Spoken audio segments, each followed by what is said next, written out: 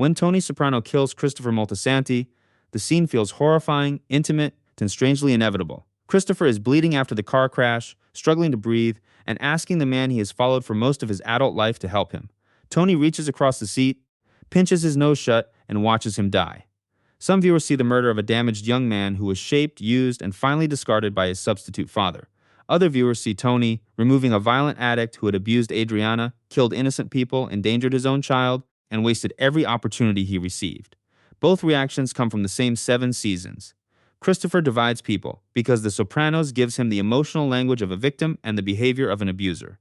He understands that his life is destroying him. He can describe the emptiness with more honesty than most of the men around him. He also spreads that pain to almost everyone who loves him. The argument over Christopher usually becomes an argument about responsibility. How much sympathy belongs to a person who was raised inside a terrible system once that person starts protecting the system himself? Before we get into it, subscribe if you enjoy these longer character essays. It really helps the channel. Christopher enters the series as someone who wants recognition before he has developed any clear idea of what he should be recognized for. He is young, impatient, and convinced that proximity to Tony should already have made him important. He hijacks trucks belonging to Junior's protection, chases excitement with Brendan Filone, and complains whenever Tony treats him like a subordinate. His behavior carries the confidence of a prince and the job security of a temporary employee. That contradiction follows him for the rest of the show. Tony has brought Christopher close enough to power for him to feel entitled to it. He has also kept him far enough away that every promotion can be delayed, questioned, or withdrawn. Christopher lives inside the family without fully belonging to its adult leadership. He calls Tony T, follows his orders, and looks toward him for the approval a son might expect from a father. Tony responds according to his mood. One day Christopher is the future of the family. The next day he is a reckless kid who needs to wait in the car. Early viewers often find this version of Christopher funny. Michael Imperioli gives him a permanent expression of offended confusion, as if the world has violated an agreement only he remembers signing. He mispronounces words, misunderstands simple ideas, and approaches serious criminal work with the emotional patience of someone arguing over a parking space. His stupidity is entertaining because it sits beside a strange sensitivity. Christopher knows that something is missing from his life. He lacks the tools to explain it without making the explanation sound ridiculous. Where's my arc, Polly? That question is one of the first moments where the show allows us to see why Christopher will become so difficult to judge. He has been thinking about movie characters and the way their lives move toward meaning. They suffer, change, and eventually arrive somewhere. Christopher looks at his own days and sees collections, petty arguments, long hours in strip clubs, and acts of violence that disappear as soon as they are completed. He has killed Emil Kolar, hidden the body, and waited for the murder to transform him. Life carries on with Christopher standing in roughly the same place. When the newspapers report on the mafia, he searches for his name. Its absence hurts him. Avoiding public identification should be useful to a criminal. Christopher experiences it as proof that he has failed to become significant. This desire for an arc makes him sympathetic because it sounds familiar. Many people have looked at their lives and wondered when the important part was supposed to begin. Christopher happens to be asking from inside a Lexus filled with stolen goods and illegal weapons, which complicates the identification slightly. His dissatisfaction also separates him from the older gangsters. Paulie can accept survival, money, routine, and a certain level of respect as a complete life. Silvio appears comfortable carrying out the role assigned to him. Christopher wants his life to become evidence of something. He needs a story that can explain why he has suffered and why the suffering will eventually be worth it. The mafia promises him that story. A young associate proves himself, becomes made, earns respect, and rises through the family. Christopher has inherited the language of honor, loyalty, and tradition from men who mostly use those words when they want someone else to accept a bad deal. He takes the promise seriously because it gives structure to his life. Every violent act can become a step toward recognition. Every humiliation can be treated as a temporary test. The audience knows the promise is fraudulent long before Christopher fully accepts it. That knowledge produces one side of the division. We watch him enter a machine designed to consume his loyalty. Tony praises him, promotes him, and speaks about family. The affection always arrives with a requirement attached. Christopher's relationship with Tony carries most of the emotional weight because Tony occupies too many positions in his life. He is the boss who controls Christopher's career, the older relative who controls his place in the family, the mentor who teaches him how to survive, and the father figure whose approval seems capable of settling every insecurity. A disagreement with Tony therefore reaches Christopher from several directions at once. Losing a business argument can feel like professional rejection, family rejection, and paternal rejection during the same conversation. Tony knows how much this approval matters. Sometimes he uses it deliberately. He tells Christopher that he sees him as the person who can carry the family into the future. He imagines giving orders through Christopher and protecting himself from legal exposure. The arrangement is presented as trust, although Tony's plan also places Christopher between the boss and the consequences. Christopher hears that he has been chosen. Tony sees a relative whose loyalty can be controlled. This is where sympathy for Christopher becomes easy. He believes he is being prepared as a successor, while Tony is preparing him as insulation. Yet Christopher benefits enormously from the relationship. He receives chances that other men would never receive. His recklessness, drug use, disobedience, and public embarrassments repeatedly place the family at risk. Tony protects him because of their connection. A less favored associate would disappear after a fraction of those mistakes. Christopher complains about being treated like a child while surviving because Tony continues treating him as family. The resentment from Paulie, Patsy, and other experienced men therefore has a basis. Christopher advances rapidly. He is given authority before he has developed the discipline required to use it. When problems arise, he interprets resistance as jealousy. Sometimes jealousy is present. His incompetence remains present too. That selfishness matters because the show gives Christopher several qualities that resemble more awareness. He loves film. He can be moved by performance. He feels guilt after killing a meal and dreams about the body. He shows tenderness toward animals. He occasionally recognizes the emptiness of mafia life with startling clarity. These traits invite viewers to imagine the person he might have become in another environment. The acting class offers the clearest glimpse. Adriana encourages Christopher's interest in writing and pays for him to attend. During an exercise based on Rebel Without a Cause, he plays a scene involving a father and son. The performance reaches something buried inside him. Christopher begins crying, and the emotion feels sincere enough to surprise everyone in the room. For a few minutes, he accesses his grief without drugs, violence, or the permission of Tony Soprano. His father, Dickie Moltisanti, died when Christopher was an infant. Christopher grows up with a story instead of a memory. The men around him describe Dickie as a respected figure. Tony uses that reputation to bind Christopher to the life. The dead father becomes a model Christopher can chase without ever discovering whether the model was accurate. The acting exercise allows the loss to exist as a feeling. That experience should offer a route toward understanding himself. Christopher becomes ashamed. When the actor works with him again, Christopher attacks him. This scene divides the audience in miniature. One reaction sees a traumatized man whose culture has left him unable to process grief.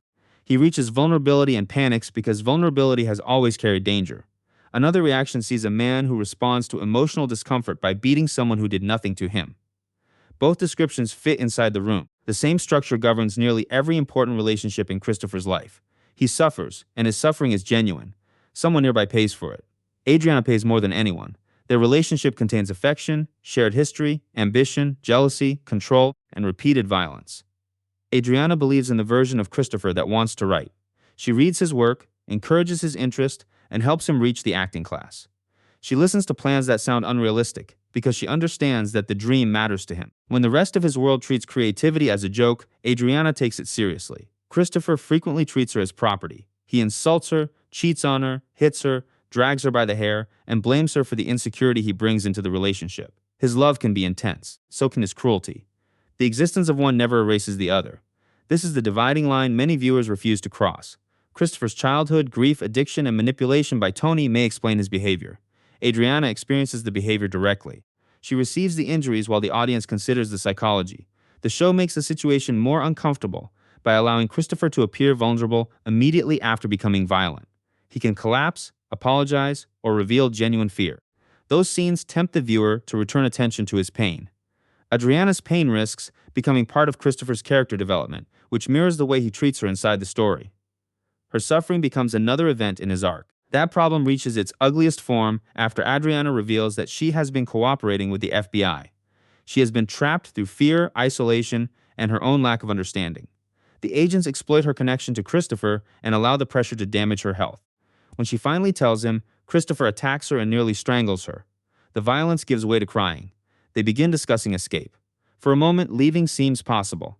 Witness protection could remove Christopher from Tony, the family, and the identity that has made him miserable. Adriana is offering the alternate life he has spoken about for years. He could abandon the mafia, disappear, and attempt to become someone outside the story other men wrote for him. At the gas station, he sees a tired father with children crowded into a cheap car. The family's possessions are tight to the roof. Christopher watches the man and imagines his own future without money, status, expensive clothes, or the fear attached to his name.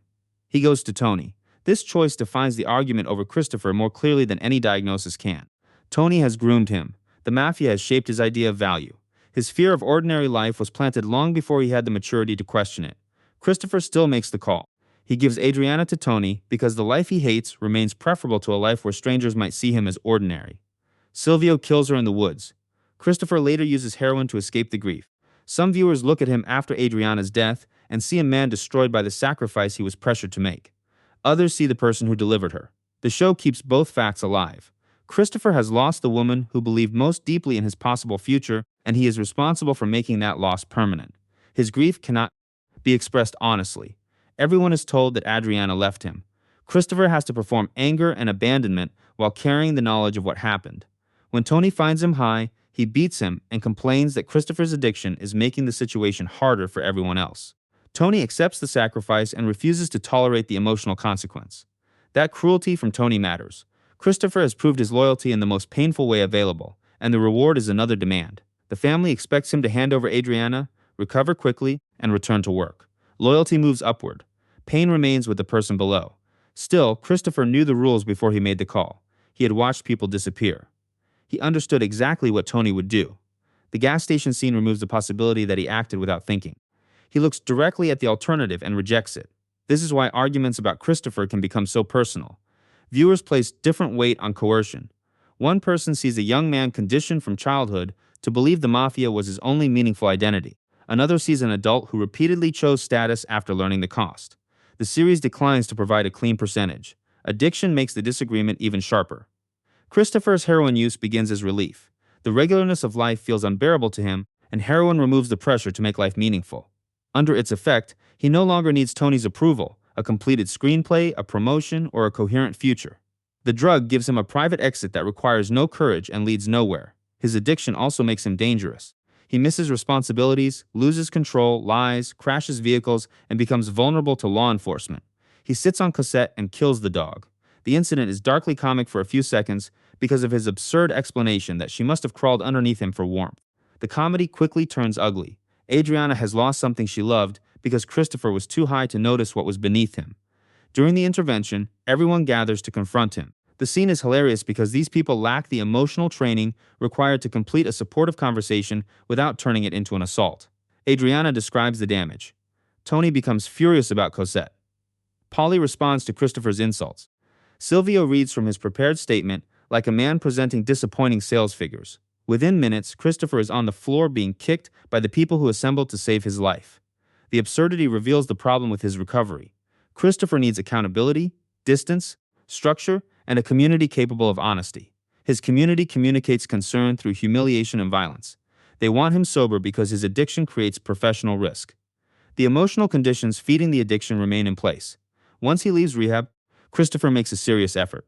He attends meetings, avoids alcohol, and tries to build routines. Sobriety gives him a level of clarity that few characters in the series ever reach. He begins seeing the life without the chemical fog that previously helped him tolerate it. Clarity makes him lonelier. The mafia's social world revolves around bars, clubs, restaurants, parties, and constant drinking. Business and friendship occupy the same spaces. Refusing alcohol marks Christopher as separate. Leaving early appears disrespectful. Avoiding gatherings can be interpreted as a lack of commitment. Recovery asks him to distance himself from the people who control his income, status, and safety. Tony demands sobriety because he fears the consequences of Christopher using. He also resents the boundaries sobriety requires. A recovering Christopher cannot drink with him, stay late with the crew, or participate in every social ritual. Tony experiences those limits as judgment. Christopher's attempt to survive begins to feel like a personal rejection. At Uncle Pat's farm, Tony and Tony Blundetto fall into an old routine of mocking Christopher. They make jokes about his sobriety and treat him like the younger relative who never gained full entry into their bond. Christopher tries to laugh. Eventually he leaves. He cries while driving home. That scene earns sympathy because the humiliation is recognizable. Christopher has done something extraordinarily difficult, and the people whose approval matters most turn the effort into another reason he looks weak. Tony Soprano could have protected him with a sentence. He joins the joke. Critics of Christopher can point to the people he harms during the same struggle.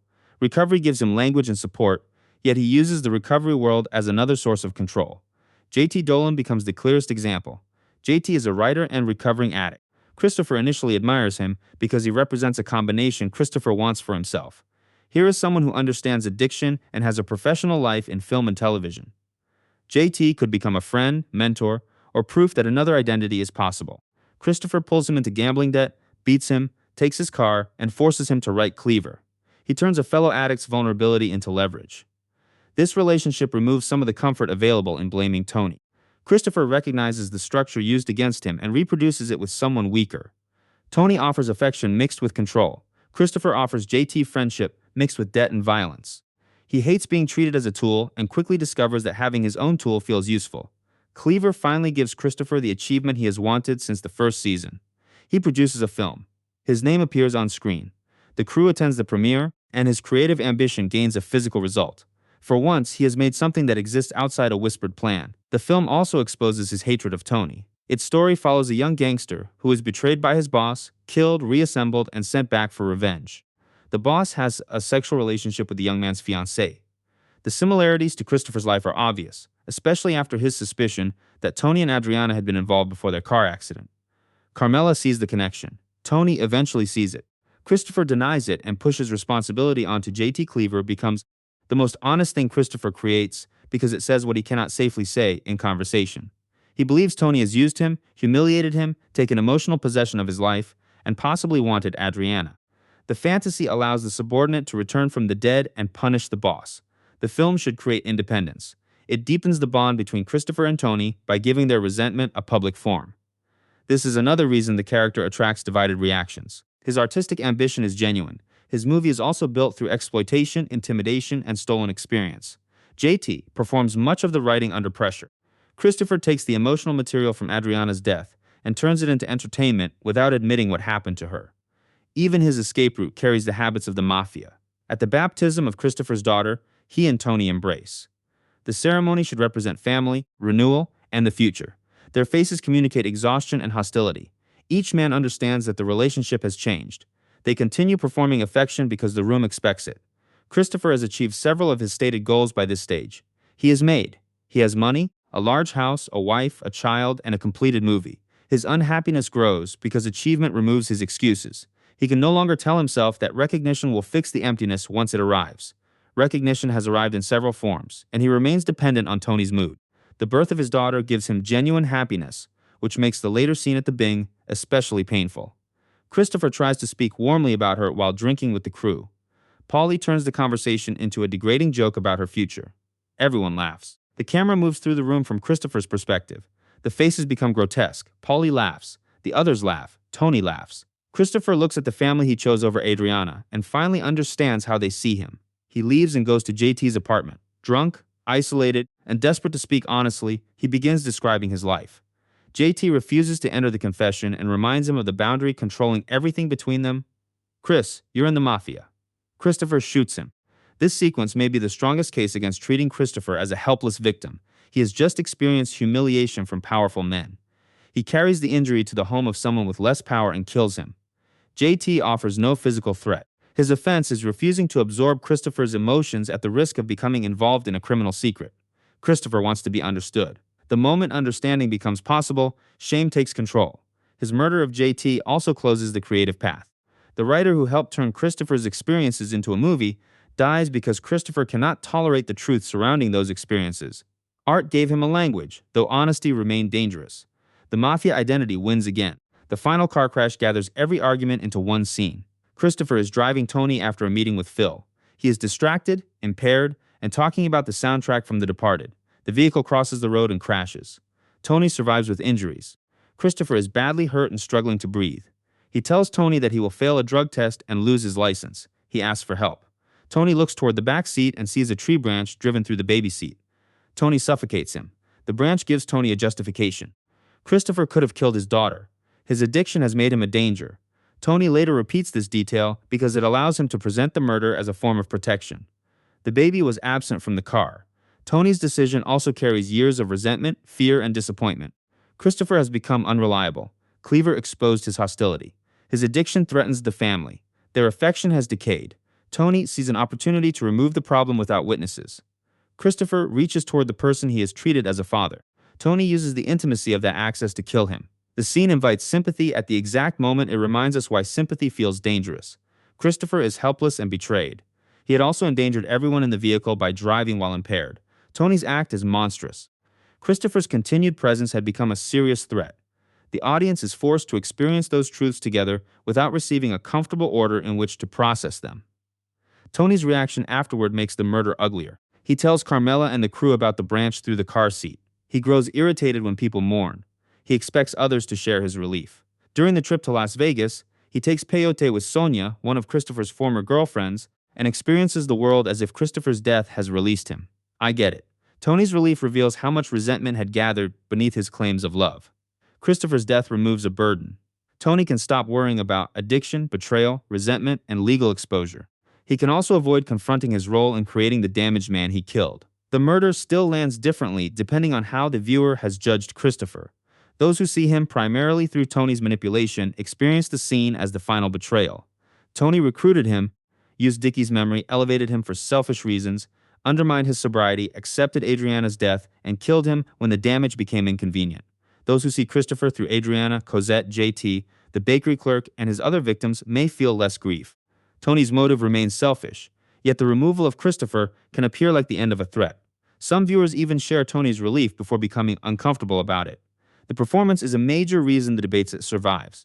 Michael Imperioli gives Christopher a vulnerability that remains visible during his worst behavior. His face can look young, confused, and wounded seconds after an act of cruelty. His voice rises when he feels dismissed, and the anger frequently sounds like panic trying to wear a leather jacket.